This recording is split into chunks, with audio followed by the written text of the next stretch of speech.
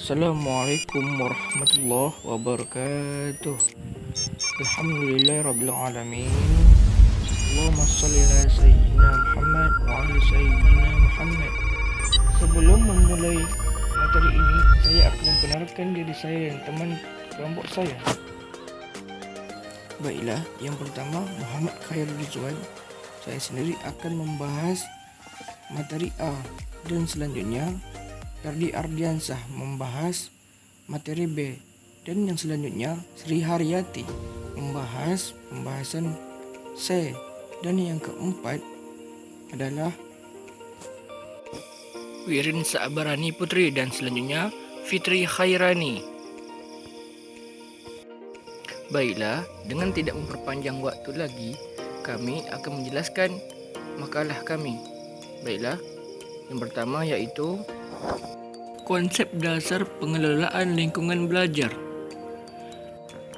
Menurut Suharsimi Arikunto, pengelolaan adalah pengadministrasian, pengaturan atau penataan suatu kegiatan, sedangkan lingkungan belajar adalah suatu tempat yang berfungsi sebagai wadah atau lapangan terlaksanakannya suatu proses belajar.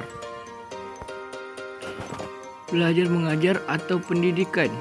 Proses pembelajaran bisa berlangsung banyak lingkungan yang berbeda. Proses pembelajaran tidak hanya terikat pada ruang kelas, akan tetapi bisa di lingkungan umum seperti masjid, museum, lapangan, dan juga bisa berlangsung di sarana prasarana persekolahan. Menurut Indra Jatsidi, lingkungan belajar sangat berperan dalam menciptakan suasana belajar yang menyenangkan. Pengelolaan lingkungan belajar merupakan usaha-usaha yang dilakukan oleh penanggungjawab kegiatan belajar mengajar atau yang membantu dengan maksud agar tercapainya suatu kondisi yang optimal sehingga dapat terlaksana kegiatan belajar dalam lingkungan seperti yang diharapkan. Adapun konsep pengelolaan lingkungan belajar adalah sebagai berikut. Baiklah, yang pertama yaitu pengelolaan peserta didik. Yang kedua, pengelolaan ruang belajar. Yang ketiga, pengelolaan pembelajaran. Dan yang keempat, pengelolaan penilaian peserta didik. Baiklah, hanya itu dari saya. Selanjutnya akan dijelaskan teman saya. Akhirnya, Assalamualaikum warahmatullahi wabarakatuh. Assalamualaikum warahmatullahi wabarakatuh. Perkenalkan, nama saya Ferdi Ardiansah. Di sini saya akan membahas yaitu bagian B, tujuan pengelolaan lingkungan belajar. Tujuan lingkungan belajar terbagi menjadi dua secara umum. Yang pertama, tujuan pengelolaan lingkungan belajar atau kelas adalah penyediaan fasilitas bagi bermacam-macam kegiatan belajar siswa dalam lingkungan sosial, emosional, dan intelektual di dalam kelas. Yang kemudian secara khusus, adapun tujuan pengelolaan kelas adalah mengembangkan kemampuan siswa dalam menggunakan alat-alat belajar, menyediakan kondisi-kondisi yang memungkinkan siswa bekerja dan belajar. Kemudian tujuan pengelolaan kelas adalah sebagai berikut. Yang pertama, mewujudkan situasi dan kondisi kelas agar pembelajaran berlangsung secara kondusif, baik sebagai lingkungan belajar maupun sebagai kelompok belajar yang memungkinkan siswa untuk mengembangkan kemampuan semaksimal mungkin. Yang kedua, menghilangkan berbagai hambatan yang menghalangi terwujudnya interaksi belajar mengajar. Yang ketiga, menyediakan dan mengatur fasilitas serta perabot belajar yang mendukung dan memungkinkan siswa belajar sesuai dengan lingkungan sosial, emosional, dan intelektual siswa dalam kelas.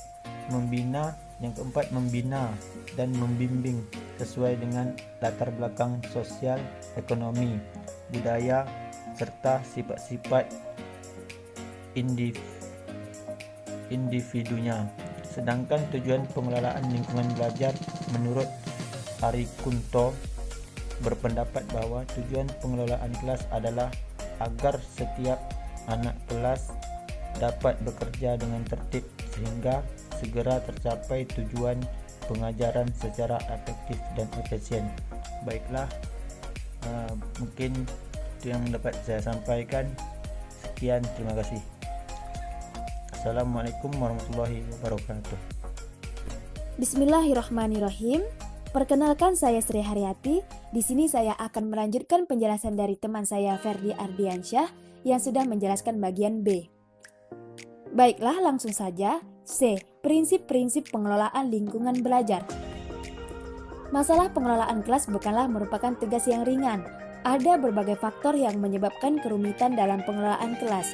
Secara umum, faktor yang mempengaruhi manajemen kelas dibagi menjadi dua golongan, faktor internal dan faktor eksternal siswa. Faktor internal adalah faktor yang berhubungan dengan masalah emosi, pikiran, dan perilaku. Kepribadian siswa dengan ciri khasnya masing-masing menyebabkan siswa berbeda satu dengan lainnya secara individual. Yang kedua, faktor eksternal siswa adalah faktor yang berkaitan dengan masalah suasana lingkungan belajar, penempatan siswa, pengelompokan siswa, jumlah siswa, dan sebagainya.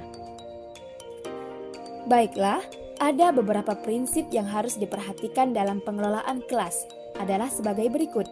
Yang pertama, hangat dan antusias. Guru yang hangat dan akrab pada anak didik selalu menunjukkan antusias pada tugasnya dan aktivitasnya akan berhasil dalam mengimplementasikan pengelolaan kelas. Yang kedua, tantangan. Penggunaan kata-kata, cara kerja, atau bahan-bahan yang menantang akan meningkatkan gairah siswa untuk belajar sehingga mengurangi kemungkinan munculnya tingkah laku yang menyimpang. Yang ketiga, bervariasi. Nah, pada bagian ini, guru diharuskan mahir dalam penggunaan alat atau media. Gaya mengajar guru, pola interaksi antara guru dan anak didik akan mengurangi munculnya gangguan. Meningkatkan perhatian siswa dengan cara yang bervariasi merupakan kunci untuk tercapainya pengelolaan kelas yang efektif dan menghindari kejenuhan. Yang keempat, keluasan. Yang kelima, penekanan pada hal-hal yang positif. Pada dasarnya, dalam mengajar dan mendidik, guru harus menekankan pada hal-hal yang positif dan menghindari pemusatan perhatian pada hal-hal yang negatif. Yang terakhir, penanaman disiplin diri. Mendorong siswa untuk mengembangkan disiplin diri sendiri dengan cara memberi contoh dalam perbuatan guru sehari-hari. Guru merupakan suri tauladan yang apa yang dilakukannya akan diikuti oleh siswa. Jadi jika guru menginginkan siswa yang disiplin, maka guru harus disiplin terlebih dahulu. Baiklah, selanjutnya ada lagi beberapa prinsip-prinsip pengelolaan kelas yang lainnya. Yang pertama, stabilitas emosi.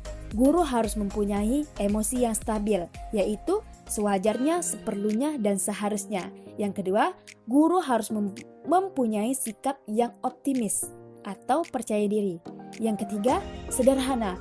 Guru harus sederhana, baik dalam tutur kata, penampilan, dan bersikap. Yang keempat, adil. Guru harus proporsional, yaitu menempatkan sesuatu pada tempatnya, baik dalam memberi perhatian, dalam proses belajar mengajar, dan dalam memberikan penilaian. Selanjutnya yang kelima, humoris. Sesekali atau sewaktu-waktu, seorang guru harus humoris juga agar proses pembelajaran tidak membosankan. Tapi humoris di sini harus sewajarnya saja, tidak boleh yang berlebihan dan berkelanjutan. Yang keenam, guru mampu menciptakan tantangan-tantangan dalam materi-materi. Yang ketujuh, disiplin. Yang kedelapan, kejujuran. Sekian, terima kasih. Bismillahirrahmanirrahim. Perkenalkan, nama saya Wirin Syabarani Putri. Saya akan melanjutkan penjelasan di bagian D yang sebelumnya di bagian C yang sudah pernah saya jelaskan, yaitu Sri Haryati. Baiklah, di bagian D, hal-hal yang harus diperhatikan dalam pengelolaan lingkungan belajar. Hal-hal yang harus diperhatikan dalam pengelolaan lingkungan belajar sebagai berikut. Yang pertama, memahami sifat yang dimiliki siswa. Pada dasarnya, anak memiliki imajinasi dan sifat ingin tahu. Semua anak terlahir dengan membawa dua potensi. Keduanya merupakan modal dasar bagi perkembangan sikap atau pikiran, kritis dan kreatif. Kegiatan pembelajaran perlu dijadikan lahan yang kita olah agar menjadi tempat yang subur bagi perkembangan kedua potensi anugerah Tuhan, itu suasana pembelajaran yang diiringi dengan pujian guru terhadap hasil karya siswa yang disertai pembelajaran yang menantang dan dorongan agar siswa melakukan percobaan. Misalnya, merupakan pembelajaran yang baik untuk mengembangkan potensi siswa. Yang kedua, memahami perkembangan kecerdasan siswa.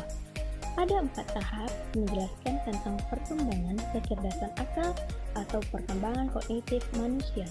Yang pertama, sensori motor. Sensori motor ini dimulai dari umur 2 tahun, pre-operational dimulai dari 2 tahun sampai 7 tahun. Congruent operational dimulai dari 7 tahun hingga 11 tahun. Formal operational ini 11 tahun ke atas. Dalam periode congruent operational yang berlangsung hingga usia menjelang remaja, anak memperoleh tambahan kemampuan yang disebut System of Operation, satuan langkah berpikir. Kemampuan satuan langkah berpikir ini berfaedah bagi anak untuk mengkoordinasikan pemikiran dan idenya dengan peristiwa tertentu ke dalam sistem pemikirannya sendiri. Nah, dalam perkembangan kognitif tahap formal operational, seorang remaja telah dimiliki kemampuan mengkoordinasikan baik secara serentak maupun berurutan dua ragam kemampuan kognitif. Yang pertama, kapasitas menggunakan hipotesis. Yang kedua, kapasitas menggunakan prinsip-prinsip abstrak. Dengan kapasitas menggunakan hipotesis atau anggapan dasar, seorang remaja akan mampu berpikir hipotesis, yakni berpikir mengenai sesuatu, khususnya dalam hal memecahkan masalah dengan menggunakan anggapan dasar yang relevan dengan lingkungan yang ia respon. Dengan kapasitas menggunakan prinsip-prinsip abstrak, remaja tersebut akan mampu mempelajari materi pembelajaran yang abstrak, misalnya ilmu tauhid, ilmu matematika, dan ilmu-ilmu abstrak lainnya dengan luas dan mendalam. Selanjutnya, 3. Mengenal siswa secara perorangan. Para siswa berasal dari lingkungan keluarga yang bervariasi dan memiliki kemampuan yang berbeda. Siswa yang memiliki kemampuan lebih dapat dimanfaatkan untuk membantu temannya yang lemah dengan cara tutor sebaya. Dengan mengenal kemampuan siswa, apabila ia mendapat kesulitan, kita dapat membantunya sehingga belajar siswa tersebut menjadi optimal. Yang keempat, memanfaatkan perilaku siswa dalam pengorganisasi belajar. Sebagai makhluk sosial, anak sejak kecil selama alami bermain berpasangan atau berkelompok dalam bermain. Perilaku ini dapat dimanfaatkan dalam pengorganisasi belajar. Dalam melakukan tugas atau membahas sesuatu, siswa dapat belajar berpasangan atau dalam kelompok. Siswa akan menyelesaikan tugas dengan baik apabila mereka duduk berkelompok. Duduk seperti ini memudahkan mereka untuk berinteraksi dan bertukar pikiran. Namun demikian, siswa perlu juga menyelesaikan tugas secara perorangan agar bakat individunya berkembang. Nah, yang kelima, mengembangkan kemampuan berpikir kritis, kreatif, dan kemampuan memecahkan masalah. Pada dasarnya, belajar yang baik adalah memecahkan masalah karena dalam belajar sesungguhnya kita menghadapkan siswa pada masanya. Hal ini memerlukan kemampuan berpikir kritis dan kreatif, kritis untuk menganalisis masalah dan kreatif untuk melahirkan alternatif pemecahan masalah. Berpikir kritis dan kreatif berasal dari rasa ingin tahu dan imajinasi yang keduanya ada pada diri anak sejak lahir. Tugas guru adalah mengembangkannya, antara lain dengan sering memberikan tugas atau mengajukan pertanyaan terbuka dan memungkinkan siswa berpikir mencari alasan dan membuat analisis yang kritis. Pertanyaan dengan kata-kata mengapa, bagaimana kalau, dan apa yang terjadi jika, lebih baik daripada pertanyaan dengan kata-kata yang hanya berbunyi apa, di mana, berapa, kapan, yang umumnya tertutup atau jawaban betul hanya satu.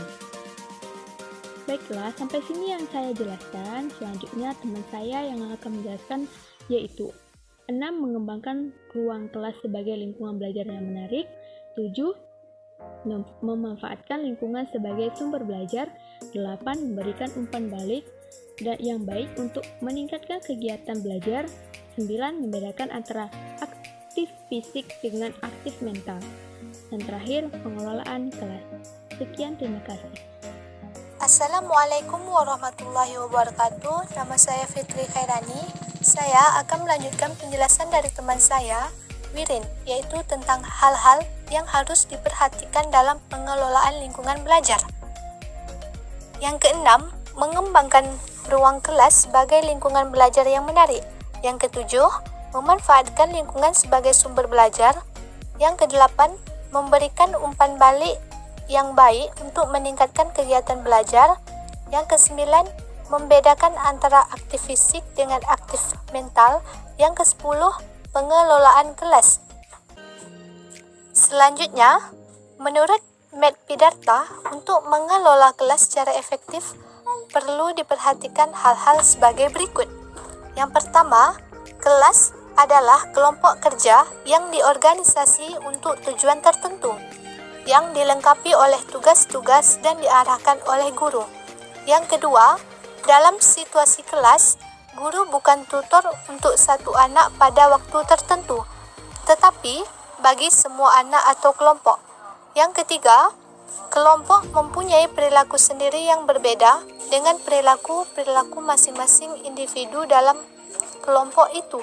Kelompok mempengaruhi individu-individu dalam hal bagaimana mereka memandang dirinya masing-masing dan bagaimana belajar. Yang keempat, kelompok kelas menyisipkan pengaruhnya kepada anggota-anggota. Pengaruh yang jelek dapat dibatasi oleh usaha guru dalam membimbing mereka di kelas dikala belajar. Yang kelima, praktek guru waktu belajar cenderung terpusat pada hubungan guru dan siswa. Makin meningkat keterampilan guru mengelola secara kelompok, makin puas anggota-anggota di dalam kelas. Yang terakhir, struktur kelompok. Pola komunikasi dan kesatuan kelompok ditentukan oleh cara mengelola baik untuk mereka yang tertarik pada sekolah maupun bagi mereka yang apatis, masa bodoh atau bermusuhan. Sekian dari penjelasan saya. Apabila ada kesalahan, saya mohon maaf. Wabillahi taufiq wal hidayah. Wassalamualaikum warahmatullahi wabarakatuh.